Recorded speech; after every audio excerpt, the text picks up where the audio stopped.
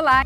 Olá! Estamos de volta com mais um documentário da série Os Imortais, que resgata a história de ilustres maranhenses, suas obras e suas contribuições culturais para o Estado e para o Brasil.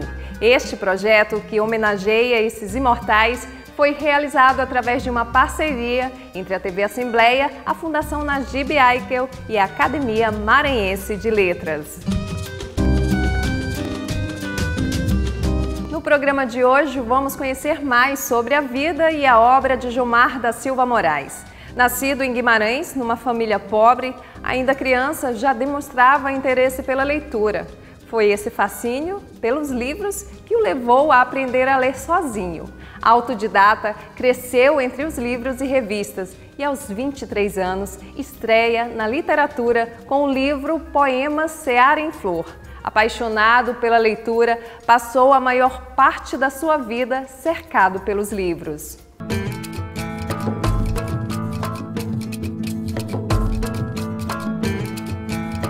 Essa biblioteca é resultado de uma construção da minha vida.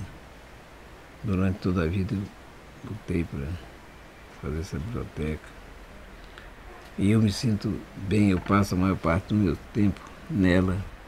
E ao olhar os livros aí, eu me lembro de uma imagem do meu amigo Josué Montello. Esses livros estão todos perfilados para mim. E se eu não consigo ler meus livros, pelo menos eu consigo olhá-los, porque é uma grande coisa. Eu tenho por eles um grande amor. A história deste homem e seu amor pelos livros começa na cidade de Guimarães, litoral maranhense, onde nasce a 6 de maio de 1940. Ainda menino, vai morar com os pais e irmãos em Carutapera. Ali passa a infância e início da adolescência. Depois, vive em Vitorino Freire, Santa Inês e finalmente em São Luís, onde chega aos 19 anos. A figura do pai, José Alípio de Moraes Filho, homem de espírito saltimbanco e aventureiro, marca sua vida, principalmente pela ligação com a literatura e as artes. Minha infância foi de muita pobreza material. E meu pai tinha um certo espírito aventureiro. Eu até diria que era um hippie avant la lettre. E ele sempre sonhava que em tal lugar havia muita facilidade de viver, em que algum lugar corria dinheiro, manava leite e mel na rua, e ia atrás desse sonho. Meu pai era um grande sonhador. Era músico, compositor, era um homem que tinha bastante cultura. Sabia falar árabe, sabia inclusive árabe, falar e escrever árabe. Nossa casa, apesar de pobre materialmente, era uma casa que tinha livros, não tantos quanto eu tenho, mas minha casa tinha livros, tinha revista. Meu pai era assinante da revista Cruzeiro, e essa revista chegava lá em casa e comecei a vê-la com muito interesse, porque a revista é ilustrada. E eu folheava a revista, mas eu tinha interesse em saber o que era que estava dizendo a respeito das fotos. Isso me inquietava. E eu, então, fiz um esforço sobre-humano para aprender a escrever.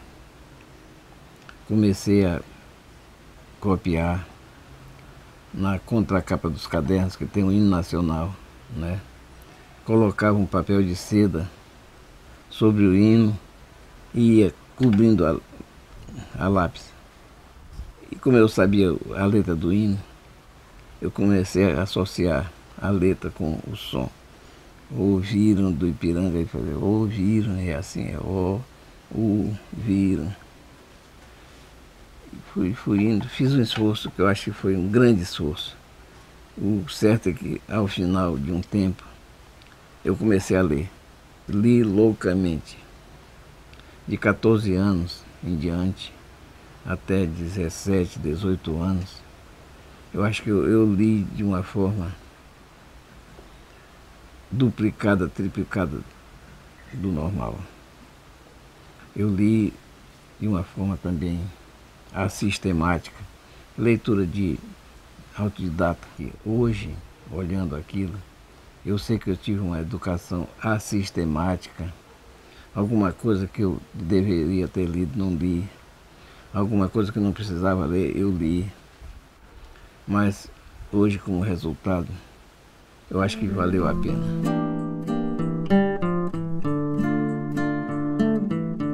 A São Luís, que Jomar Moraes encontra no final dos anos 50, começo dos 60, não é mais a mesma das fotos de Gaudêncio Cunha, tiradas no início do século XX.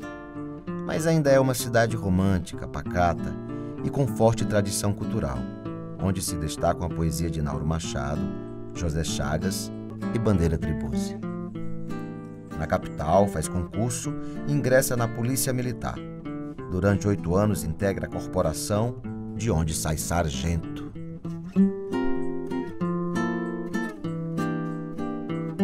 Eu precisava trabalhar e o lugar onde eu podia trabalhar sem pedir para ninguém era a polícia. Eu era um soldado diferente dos meus colegas, embora não procurasse me distinguir deles. Mas eu era um soldado igual aos meus colegas, aparentemente, mas com aspirações bem diferentes. Eu tinha uma vocação, uma tendência para outra coisa. Eu escrevia para mim cadernos pessoais.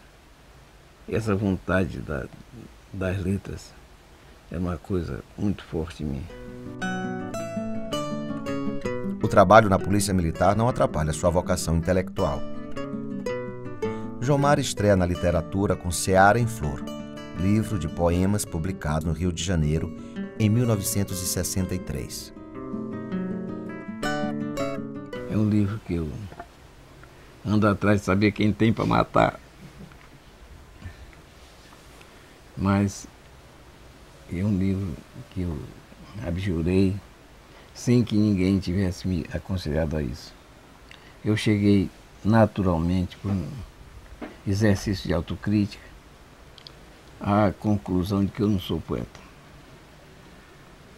Embora esse livro tenha merecido alguns louvores, ninguém teve a honestidade de chegar e me dizer: Jomar, teu livro não presta. Todo mundo dizia: teu livro é muito bom, teu livro é muito bom. Muita gente escreveu. Eu cheguei à conclusão de que ele não vale a pena. Depois do livro de poemas, Jomar escreve um pequeno ensaio sobre o maranhense Graça Aranha e uma síntese biográfica de Nascimento Moraes. Em 1967, ganha concurso na Academia Maranhense de Letras pelo livro Vida e Obra de Antônio Lobo, publicado 2 anos depois. Fico olhando o livro sobre Antônio Lobo, me lembrando que eu ganhei aquele concurso. E fico pensando nos concorrentes, podiam ser piores do que eu. Claro que eram piores do que eu fui melhor. Mas é um livro que eu precisava refazer. Porque na época era o que eu podia fazer. A gente tem as limitações intelectuais, sempre tem, né? Mas naquele tempo as limitações eram maiores do que hoje. Eu hoje podia fazer uma coisa bem melhor. Suas publicações nessa área se intensificam nos anos seguintes, favorecendo algumas parcerias. A principal delas com o pesquisador e escritor norte-americano Frederick Williams. A dupla realiza importantes trabalhos sobre o poeta maranhense Joaquim Sousandrade, também nascido em Guimarães, como Jomar Moraes. Sousandrade tem uma importância fundamental para a literatura brasileira. Embora seja um autor do século XIX, ele continua nos trazendo uma ideia de pioneirismo muito grande, porque ele antecipou uma união da América Latina como um todo, e todos os países latinos também do Caribe. E essa visão está muito atual, né? A ideia de uma mundialização, de uma globalização, num país que herdou da Península Ibérica a separação com o resto da América Latina. Jomar Moraes e Frederick Williams fizeram várias edições juntos, às vezes mais o Jomar, às vezes com a ajuda do Frederick Williams, inclusive Harpa de Ouro, Liras Perdidas. Então foram saindo diversas edições. E, finalmente, em 2003, foi um trabalho definitivo, digamos assim, em relação à obra completa do Sousandrade. Ali você tem poesia e prosa reunidas. Eu me senti comprometido pelo Fred com o Sousandrade. Confesso que não era minha prioridade. Não era minha prioridade. Eu não vou dizer, não, eu comecei a pesquisa e ajudei o Fred. Não, foi ele que me puxou. Eu gosto de dizer. Eu sou sincero e sou honesto. Imaginação divina. Os Andes vulcânicos, ponteiam uns cavos. É muito bonito. De 1975 a 1980, Jomar Moraes dirige o CIOJ, Serviço de Imprensa e Obras Gráficas do Estado. Ali edita quase uma centena de livros de autores maranhenses. Entre eles, a poesia reunida de José Chagas e a primeira reedição de Huguesa, de Sousandrade. E fiz uma administração da qual eu me orgulho até hoje. Terminamos saneando o CIOJ, fizemos aquele prédio revestido de azulejo, aquele azulejamento que está caindo lá, que está depredando, aquilo foi eu que fiz. O CIOJ tinha um mercado de peixe, uma parte dele. Conseguimos tirar esse mercado de peixe. Fizemos lá um museu da imprensa, museu esse que foi derrocado. Chegamos ao ponto de distribuir lucro para funcionário. Eu enveredei pelo caminho da pesquisa e da edição de texto, pelo prazer que eu tenho muito grande da descoberta e também de contribuir para o culto dos valores efetivos do Maranhão. Eu reeditei não só pessoas, mas reeditei faxilarmente jornais, como o Semanário Maranhense, como o Arquivo, como o Argo da Lei, Eco da Juventude, o Censor e por aí vai. Então, também reeditei o segundo almanaque que o Maranhão teve e tinha muita vontade, continuo a ter vontade de reeditar outros números do Almanaque do Maranhão, que é uma publicação muito importante, é uma fonte de pesquisa inesgotável. Às vezes me perguntam, para que serve o almanaque? Eu digo, não sei, serve para tudo. O Jomar Moraes foi um editor, como poucos nós tivemos no Brasil. O editor tem uma responsabilidade enorme, porque ele vai pegar, às vezes, manuscritos, textos datilografados, né, como era antigamente. O próprio Sousandrade deixou vários manuscritos e vai interpretar. Nossa cultura depende fundamentalmente da escrita. E o Jomar é que deixa esse legado de toda a cultura e da literatura do Estado do Maranhão. Talvez seja o intelectual mais importante no registro da cultura do Maranhão. Eu tenho ouvido muito dizer que Jomar cuidou muito da obra dos outros e esqueceu da sua própria obra. Mas será que vocês não percebem que nisso está uma grandeza do homem? Eu sei de universidades do Brasil e fora do Brasil que agradecem a Jomar Moraes o fato dele ter sido o pesquisador que foi, o editor que foi, para poder dispensar aos estudiosos de hoje irem atrás de obras que eles passariam anos para encontrar. Jomar Moraes coloca essas obras à disposição dos estudiosos e põe lá o seu dedo, põe lá, está presente nessas obras. Jomar Moraes é aqueles Velázquez que desenha as meninas e aparece no quadro. Ele não põe apenas o quadro à disposição, ele está lá também. 2011 é um ano de intensa produção para Jomar Moraes. Reedita o Dicionário de César Marques, um dos mais importantes historiadores maranhenses, e edita a tese de Frederick Williams sobre Sousandrade, que considera a melhor biografia do poeta. No ano seguinte, dedica-se à organização das reedições das obras completas de João Francisco Lisboa e do poeta Gonçalves Dias, além do livro A Poranduba Maranhense, clássico do início do século XIX. Jomar faz ainda a revisão técnica para a reedição de O Gueza de Sousândade.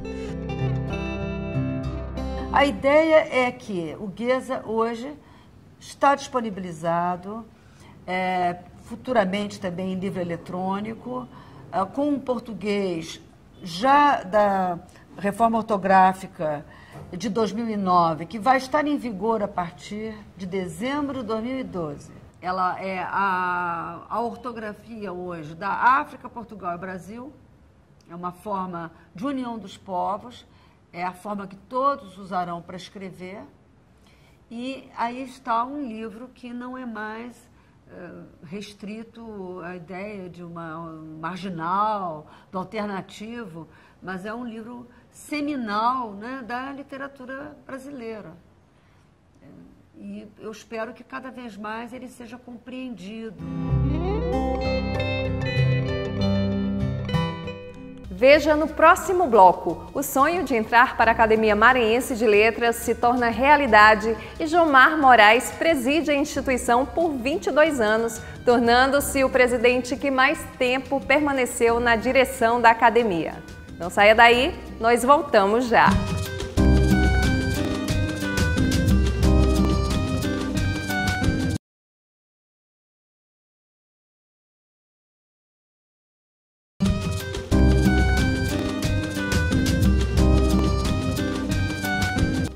De garoto pobre e analfabeto à presidência da Academia Maranhense de Letras, a trajetória de vida de Jomar Moraes poderia muito bem ser tema de livro.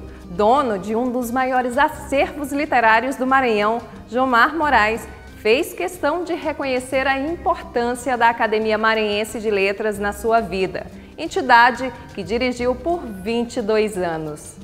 Jomar dirigiu a Biblioteca Pública do Estado, o Departamento de Assuntos Culturais da Universidade Federal e também foi secretário de Cultura do Estado. A minha passagem na cultura não me permitiu fazer assim grandes coisas. Eu tomei algumas medidas quase que paliativas, porque era um governo que não tinha, como geralmente os governos do Estado, não têm compromisso com a cultura. Então o meu apoio não era decisivo e eu também não estava administrando nem boi nem carnaval. Eu estava sendo secretário da Cultura. Embora reconheça que boi e carnaval também são cultura, mas também, eu gosto muito do boi.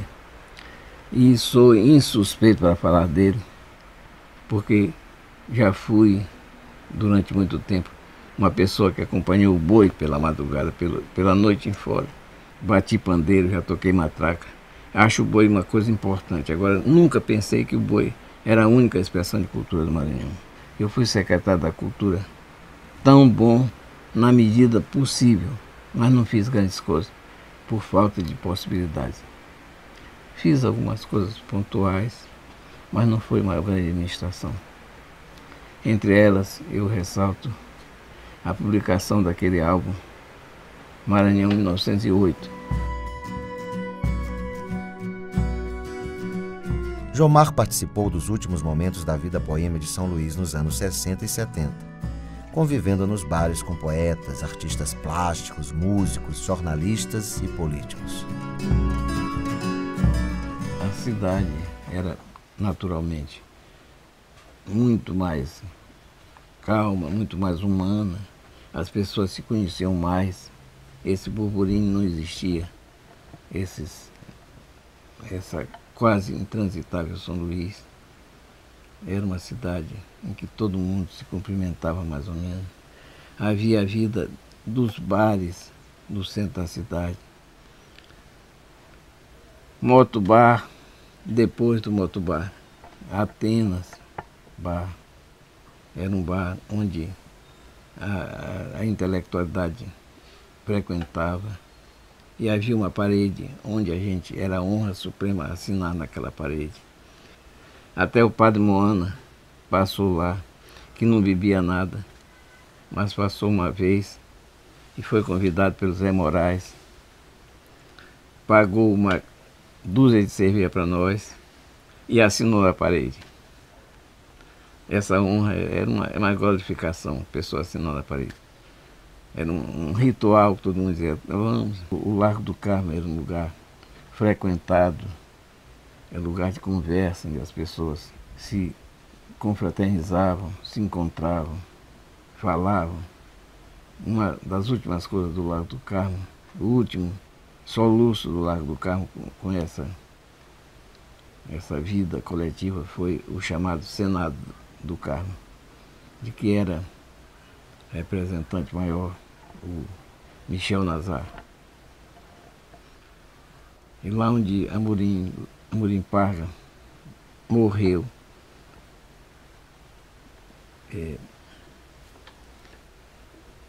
morreu inesperadamente, cantando o hino da Internacional Socialista. Cantando, começou a cantar e pá, caiu, morreu.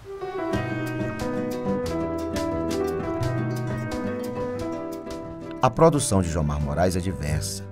Além de editor, pesquisador, crítico e ensaísta, atua na imprensa maranhense desde os anos 70. Começou a escrever crônicas no Jornal do Dia, depois foi para o Imparcial e nos últimos anos assina uma coluna semanal no jornal O Estado do Maranhão.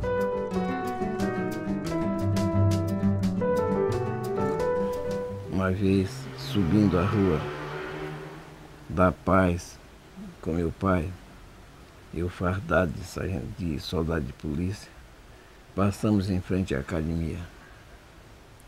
E eu disse a ele, olha meu pai, Academia Maranhense de Letras. E ele disse, você ainda virá para essa casa.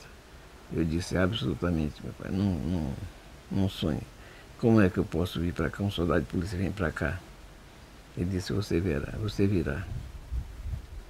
E aconteceu que terminei indo para a academia. E mais que ir para a academia. Fui presidente da academia por 22 anos. Fui o presidente que já dirigiu a academia por maior tempo na sua história. Isso foi uma profecia do meu velho pai. A minha passagem da polícia para a academia foi um salto realmente muito grande. E um salto que eu só consegui dar porque a academia, nessa época, anos 1965, 66, a academia instituiu seguidos concursos. Participei de 4 e ganhei 4 prêmios. Isso talvez não, certamente me qualificou bastante para entrar na academia. Apesar de eu trazer eu era um recém-soldado da polícia, com toda a carga de preconceito que essa condição podia trazer, e trazia mesmo. E naquela época, muito mais do que hoje. E eu, então, perguntei ao professor Luiz Rego, que era o presidente da academia. Professor, o senhor acha que eu tenho condição de postular?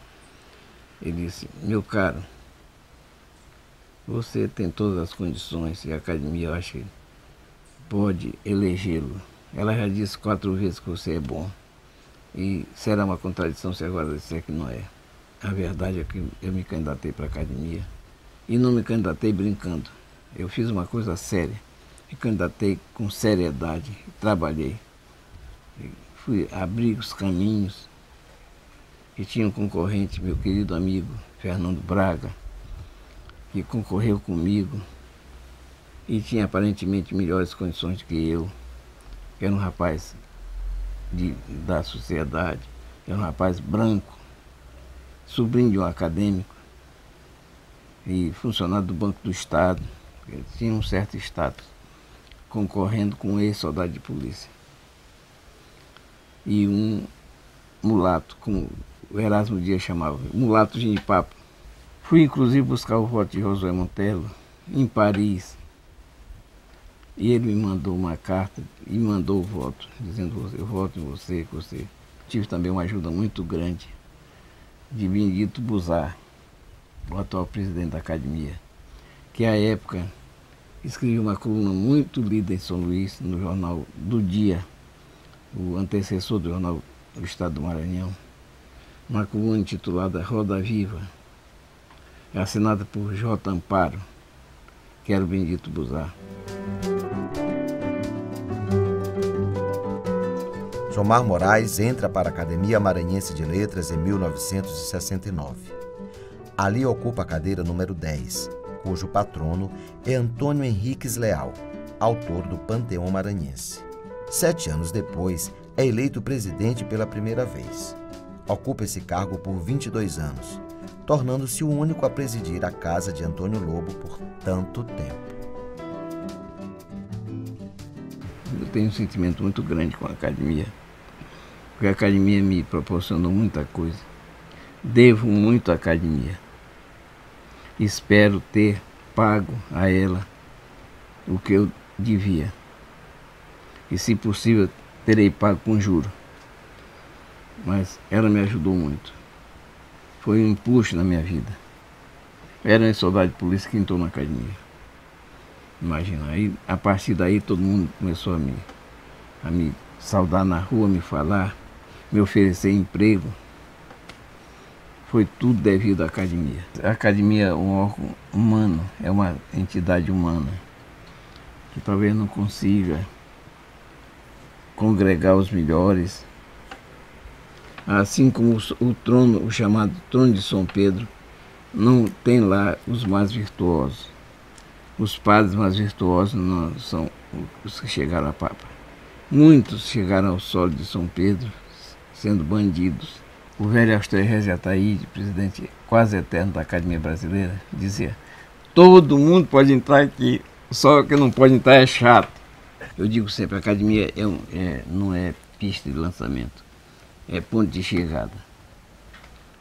Pelo menos em tese, chegar à academia porque o cara já fez muito, e é uma consagração. E a academia é um fator de equilíbrio, de ponderação. Eu acho isso. A academia é isso.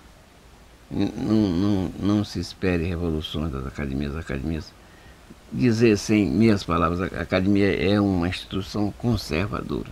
A mim impressiona demais que Jomar Moraes tenha se feito intelectual por si próprio. Começa por aí. Segundo, que ele tenha chegado ao ponto em que chegou. Qual? Ele conhece tudo. Aquilo que Jomar sabe, daquilo que ele sabe, e é quase tudo, Jomar sabe tudo. Jomar tem uma memória de anjo. Jomar conhece as coisas com profundidade. E quando especificamente nós estamos falando do Maranhão, Jomar conhece o Maranhão de direito e do avesso. Para mim, Jomar Moraes é uma instituição. A relação de Jomar Moraes com os livros é a história de uma vida inteira.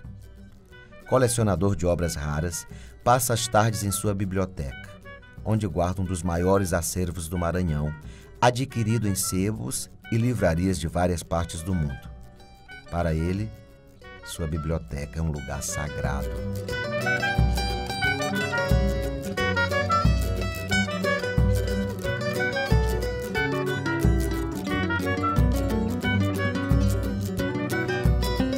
A série Os Imortais, de Jomar Moraes, termina aqui.